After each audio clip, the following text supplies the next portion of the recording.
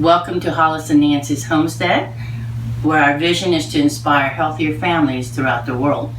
Today, we are making lactose-fermented pickled peppers. I've been searching. I love to study books, and I've joined Facebook groups about fermentation and everything else, and I am going to can later on.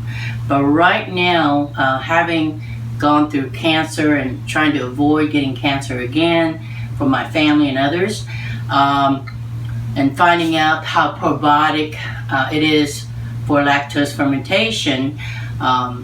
This is one of my favorite food books that I read on art of fermentation. But I love reading recipes and studying, and I've gone through thousands and thousands of recipes and checked things online. And for me, right now in my life, we're having a major storm, Hurricane Matthew's coming through. We're quite safe in this area. We're in a high flood area, but most of our gardens is going to be flooded, so we might lose a lot of our garden.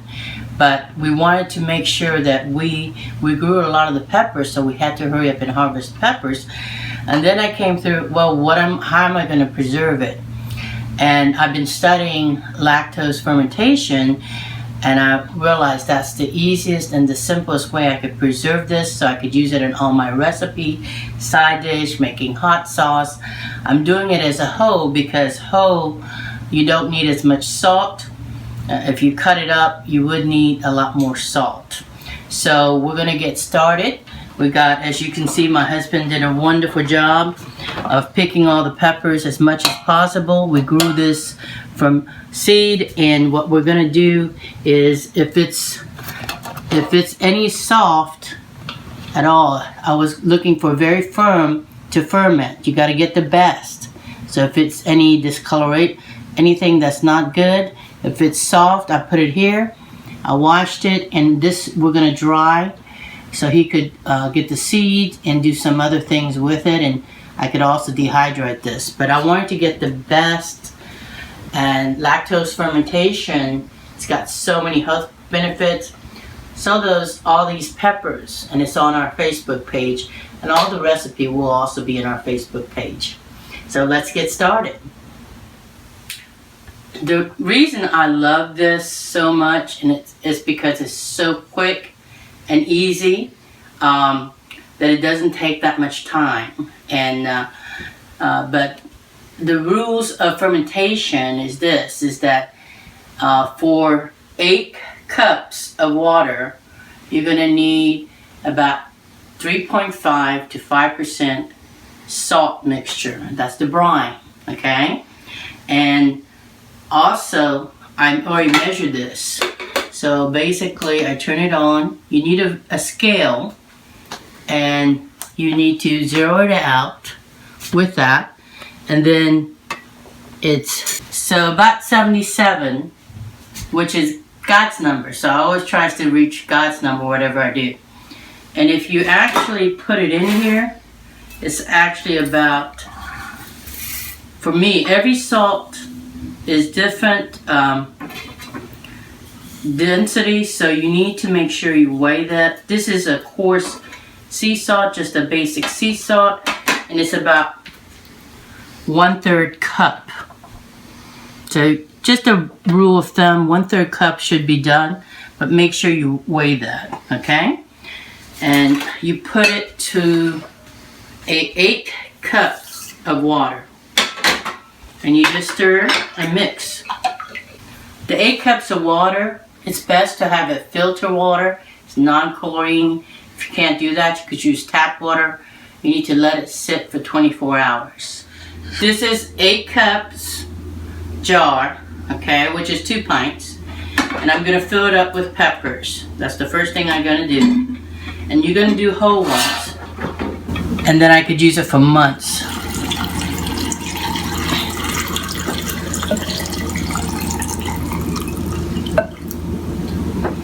You want to leave a little bit of headspace.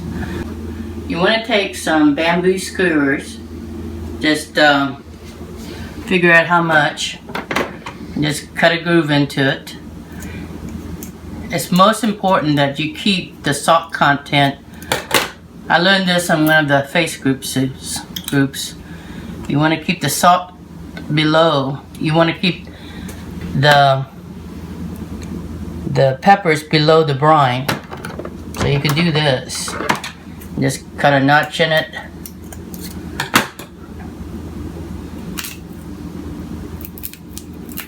Okay. So that way it doesn't go above the brine. And that's our about 4% brine. And then it should keep it so it doesn't submerge, so it doesn't get molds.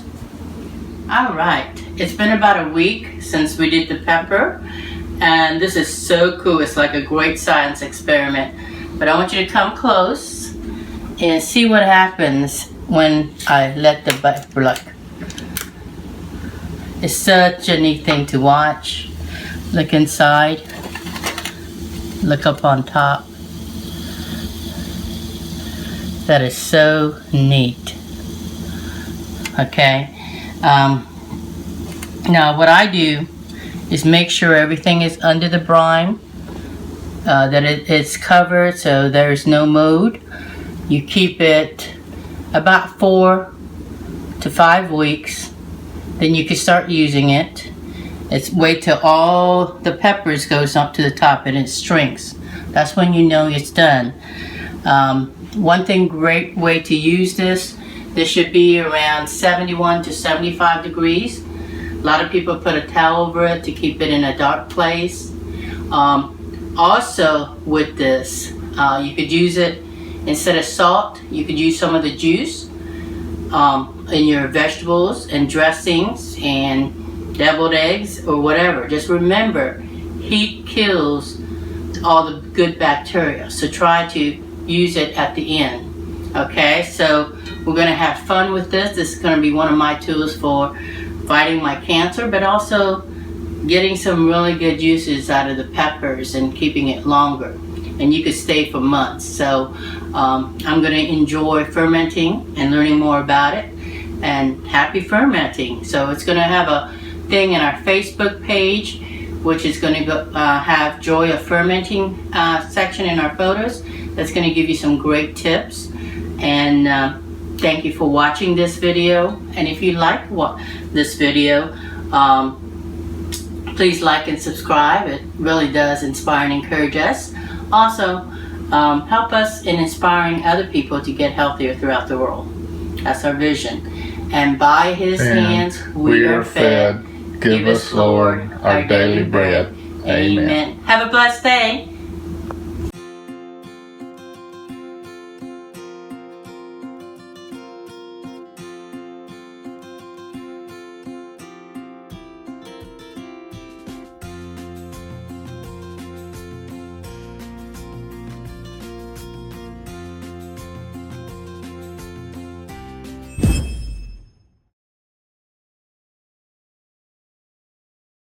Thanks for watching our videos. We really love making them. If you like our videos, please like our Facebook page to get the latest tips and tricks. Please subscribe to our YouTube channel to get the newest video. Like it, it would really inspire and encourage us. But most importantly, share it to encourage others. We'll welcome your comments and questions. Thank you. Have a blessed day.